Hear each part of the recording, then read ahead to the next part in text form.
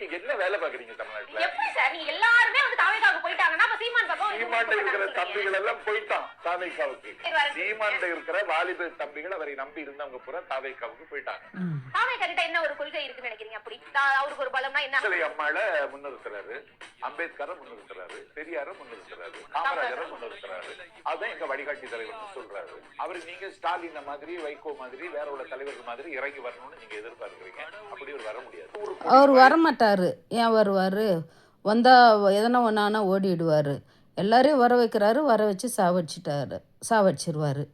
ஆனால் வெளியில் வரமாட்டார். ஐயோ, வெக்கமே இல்லையா உங்களுக்கு இப்படியெல்லாம் பேசுகிறதுக்கு? சீமான்கிட்டேருந்து எல்லாம் அங்கே போய் சேர்ந்துட்டாங்களாம். இவ்வளோ காலமாக நடத்துகிற சீமானே எல்லாத்தையும் விட்டுட்டு உட்காந்துருப்பானாம். சரி, நேற்று வந்தவங்கிட்ட போய் எல்லாம் சேர்ந்துட்டாங்களாம். டிவிக்கேன்னு. இந்த மனுஷன் எதிரில் இருந்தால் அப்படியே கூப்பிட்டு துப்பிடுவேன் நான். வானா விடு, பொலிச்சின்னு போட்டோம்.